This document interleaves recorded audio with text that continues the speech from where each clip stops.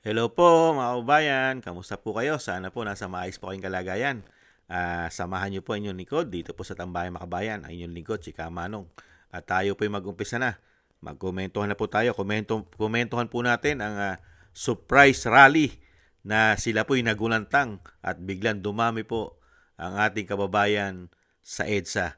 At siyempre po sa pangunguna po ng mga miyembro ng INC ay talagang dumadagsa po at makibalita po tayo mga kababayan. Umpisahan na po natin ang mga kaganapan. Setup ko lang po. Ano yung nakikita ninyong pinakaugat kaya napilitan ng lumabas ang ating mga kababayan sa kalsada? Alam mo, paikot-ikot na lang eh. Hindi natin maintindihan na naglagay ng ICI, hindi naman natin alam kung ano nangyari, bigla na lang nag-fold up, hindi natin nakikita yung report. Pagdating naman sa Blue Ribbon Committee, nakikita mo sa Senado, talaga ang girian eh, hindi mo maintindihan. Sa kapilitan na huwag ituloy yung dapat natutuloy, nagkaroon ng girian sa Senado. Saan ka nakakita na partial report, lalagay mo sa plenaryo para pagbotohan. Hindi naman ganun talaga ang procedure ng sa Senado. So makikita mo, lahat ng konektado sa flood control project, gusto nilang kalimutan, gusto nilang isatabi. Hindi naman pwede yun dahil pondo ng taong bayan yung nawawala at hindi nila sinasagot. Kasi kaalinsabay nga po nitong issue ng pagsusulong ng investigasyon sa flood control ay yung pagbuhay doon sa kaso kay Senator Marcoleta na una na pong pinawalang bisa ng Commission on Elections dahil decriminalized na daw po yung sinasabing violation niya. Oo, at saka yun, election-related. Paano ang election-related na issue sa ombudsman, di ba? Na tama yung sinabi mo, nagdesisyon ang COMELEC na walang kasalanan si Senator Marcoleta, pero hindi ko maintindihan bakit binuhay at pinalalabas na ang kaso ay plunder. Alam mo, ang kasong plunder pondo ng bayan yan. Ito ay hindi pondo ng bayan, ito ay pribado. Yan po mga kabayan, ganyan po katindi. Kaya po ang taong bayan, lalo-lalo po ang ating mga kapatid na INC, ay hindi po nila matanggap bakit plunder ang ikinakaso kay Senator Marcoleta. Samantalang hindi naman po pera ng taong bayan yung ginastos niya sa kanyang kampanya. Hindi po ba? Ito pa po mga kababayan, tuloy-tuloy po natin ang pag-monitor. Sa siyam na raan ng tauhan ng Quezon City Police Department na nakadeploy sa EDSA People Power Monument dahil sa biglang bugso ng mga kaanim sa Iglesia ni Cristo na dumagsa simula pa kaninang madaling araw. Ayon sa estimate, nasa 8,000 katao ang nagtipon doon at sinimulan na rin ang security preparations para mapanatili ang kapayapaan at kaligtasan ng publiko. Nagsimula ang security preparations kaugnay ng mapayapang pagtitipon mula pa kaninang 3:00 ng madaling araw. Yan po mga kababayan, napakaaga po sinimulan yan ng grupo po ng INC. Madaling araw pa lang po, 3:00 ng madaling araw nag-uumpisa na. At ngayon po ay hindi lang po 8,000 mga kabayan. Pataas ng pataas po ang bilang na nagpupunta po at nakikiisa.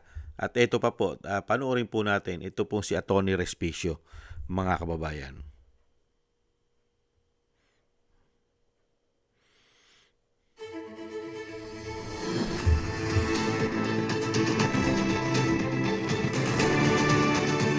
Lahat po ng Pilipino ay welcome na dumalo dito dahil lahat po tayo ay common ang ating gusto na maitigil ang korupsyon dito sa Pilipinas. Yes. Ang tanging panawagan po natin at ang tanging gusto nating mangyari ngayon ay pakinggan tayo na itigil na ang korupsyon sa Pilipinas, ipagpatuloy ang investigasyon at huwag nating pigilan at ipitin at ipakulong yung mga namumuno sa pag-iimbestiga laban sa flood control scandal.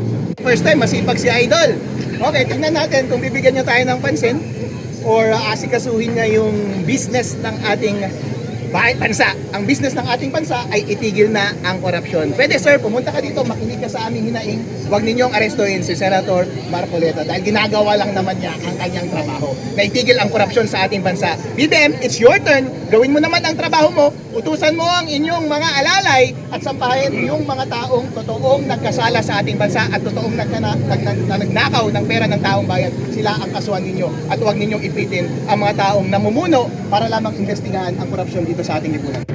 Yan po mga kababayan, si Atty. Respicio ay nagbigay din po ng kanyang pahayag. At syempre po mga kababayan ay ang Pangulo po mga kababayan ay hindi na po itinuloy ang kanya pong mga schedule dahil nagmo-monitor na po siya ngayon. Patuloy na pagdagsa ng mga tao na gustong ilantad at ituloy ang investigasyon sa flood control at iba pang katiwalian ay nagpasya po ang Pangulong Ferdinand Marcos Jr.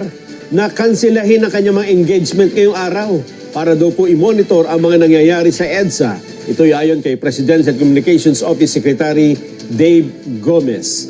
Ayon sa mga report, hindi na rin dadalo ang Pangulo sa Presidential Luncheon para sa Foreign Correspondents Association of the Philippines. Nakamonitor na umano ang Pangulo sa sitwasyon sa EDSA kung saan ay nagtitipon ang libu-libong katao sa pangunguna ng mga miyembro ng Iglesia ni Cristo. Yan po mga kababayan, hindi na rin po dadalo ang Pangulo daw sa mga schedule niya. Di po ba mga kababayan? Grabe, ganun po talaga eh. At ito pa po mga kababayan, pakinggan po natin si Congressman Libiste mga kababayan.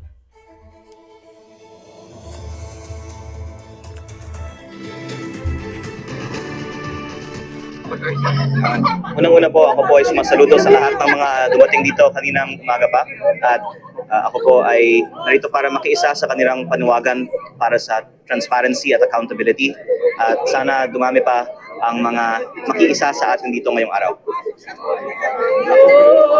Wala po kayong ibang gustong sabihin pa po? Ngayon ay 6:42 AM pa lang at napakarami na ang mga narito ngayon. Sa tingin ko, ngayong araw, dadami pa ang mga narito at mabuti kung mapakinggan natin mula sa sambayanan ano ba ang talagang gusto nila. Sa pananaw ko sa Kongreso, marami pa ang kayang gawin para matupad ang panawagan para sa transparency at accountability at sana matapos ang araw na ito, mas dadami pa ang susuporta dito. Baka yung pong masasabi niyo po sa nangyayari po ngayon tungkol po sa mga kasuhan po, ano po ang masasabi niyo? Mula sa loob ng Kongreso, masasabi ko na napakadami pang mga hindi sinusuri at hindi iniimbestigahan at ang panawagan ko ay kung may iilan na sinusuri at iniimbestiga, sana maging indiscriminate ang investigasyon sa gobyerno. Salamat po, salamat po. Salamat po. Yan po mga kababayan. Maaga pa, kanina po yan, maaga pa nahandun na si Congressman Libiste, mga kababayan. Kaya po ngayon po ay napakarami na pong tao doon. Bumubuhos na po ang tao ngayon dyan po sa EDSA at tayo po natutuwa at nakikiisa dahil po sa ating mga kababayan na talagang naghahanap po ng hustisya, lalong-lalo po sa korupsyon na pilit po talaga nilang pinagtatakpan. At tingnan po natin, ito pa po, silipin po natin mga kababayan. Samantala, sa EDSA Monument, patuloy na dumadagsa ang mga tao kaugnay ng isinasagawang pagtitipon po doon. Alamin muna natin ang detalye niyan mula kay Larry Biscocho. Larry? Yes, magandang hapon, Ate Weng, Ate Laila. Narito po tayo ngayon sa EDSA Shrine kung saan patuloy na dumadagsa ang libo-libo nating mga kababayan sa isinasagawang pagtitipon upang ipaabot sa kasalukuyang administrasyon ang nagkakaisang tinig na ang dapat kasuhan at arestuhin ay ang mga totoong sangkot at magnanakaw sa kanang bayan at hindi ang mga personalidad tulad ni Senator Dante Marcoleta at marami pang iba na nag-iimbestiga at nagsisiwalat ng katotohanan, partikular na sa malawakang korupsyon na nangyayari sa ating bansa. Nakaantabay naman ang pwersa ng PNP upang tiyakin ang kaayusan at seguridad ng isinagawang pagtitipon. At ibang determinado ang ating mga kababayan na naririto ngayon sa EDSA Shrine dahil sa kabila ng masungit na panahon at malakas na buhos ng ulan, ay hindi nagpatinag ang ating mga kababayan kundi patuloy ang pagdating ng libo-libo nating mga kababayan hindi lang dito sa NCR kundi maging sa iba't ibang probinsya. Mayroon ding inihandang programa ang mga organizer ng pagtitipong ito kung saan sa kabila ng masungit na panahon ay makikitang nag-i-enjoy at sumasabay pa sa pagkanta ang ating mga kababayan. Ilan sa mga personalidad na ating nakita dito sa EDSA Shrine, sina dating Congressman Mike Defensor at Vice Mayor Attorney Harold Hospicio, kung saan suportado nila ang ginagawang pagtitipon ng ating mga kababayan. Panawagan nila na huwag ilihis ang investigasyon sa korupsyon kung saan ginagawang state witness ang mga sangkot sa korupsyon at kinakasuhan naman ang mga nagsisiwalat ng katiwalian. Ate Meng at Laylayan muna ang Yan po mga kababayan. Ibang klase po, di ba? It's state witness sa mga sangkot sa korupsyon. Pero yung mga hindi sangkot sa korupsyon, katulad po ng mga ex-marine, ex-soldiers ay ayaw gawing state witness. At si Gutesa ayaw rin gawing state witness. Ganon din po mag-asawang Diskaya, ayaw din gawing state witness. Ibang klase po. Kung sino po yung mga sangkot at isang damukal ang mga ninakaw. State witness po, mga kababayan. Unbelievable. At syempre po, yan po ang panawagan hindi lang po ng Iglesia ni Cristo. Majority po, tayo po mga Pilipino. Majority ng Pilipino ay panawagan po na ikulong, ang dapat ikulong yung talagang sangkot na magnanakaw. Hindi po magnanakaw ang gusto nyo ikulong.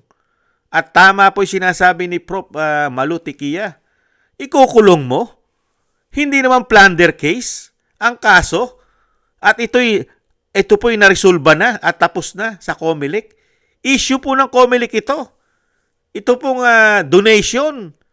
Donation sa kanyang kampanya. Pambihira. Tapos, grabe ang ginawa ni Boying. Talagang political. Hindi po ba?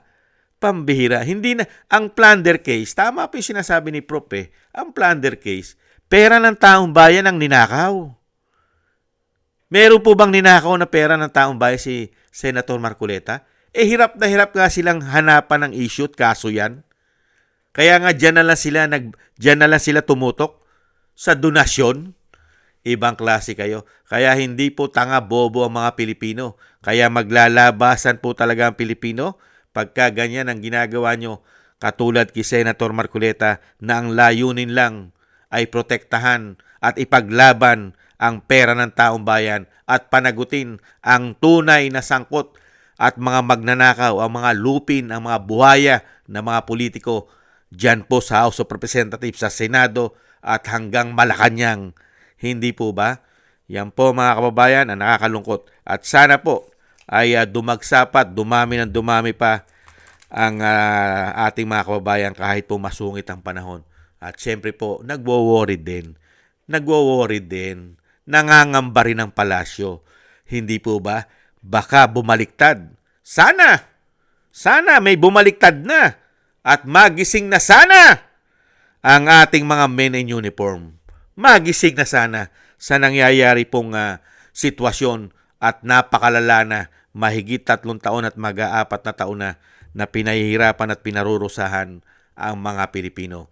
Sana po magising naman itong ating mga pinag-aral, pinasweldo, pinakain at binigyan pa ng isang damukal na pribilehiyo.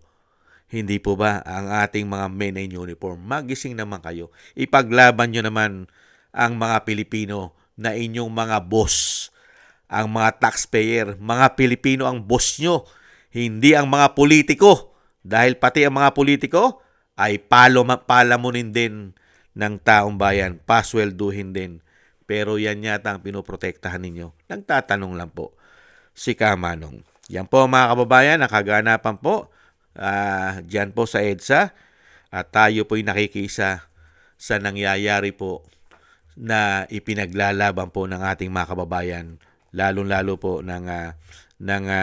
para sa korupsyon. At syempre, ito po kay Senator Marcoleta na pilit po nilang ginigipit, mga kababayan. Maraming salamat po sa inyo, mga kababayan. Ingat-ingat po kayo dyan dahil masama po ang panahon. At sana po ay makamit po natin ang sinasabing katarungan. At sana po ay ipagkaloob naman po ng may kapal ang kabutihan ng maghari sa ating bansa, hindi po ang kasamaan. Hindi po ba? Thank you po. Sana gusto po natin tambayan makabayan sa inyo po lahat. Thank you po. Lalo-lalo po sa tumatangkilik po sa YouTube at TikTok. Maraming salamat po sa inyo. At ganoon din po sa mga nagko-comment, like, share, and subscribe at patuloy po nagsusubscribe. At sa ating po mga subscribers, maraming salamat po sa inyo lahat. Shoutout po sa inyo lahat. At God bless po sa inyo lahat. Tis-tis lang po muna tayo, mga kababayan, at samahan po natin ng maraming dasal at panalangin. Bye-bye!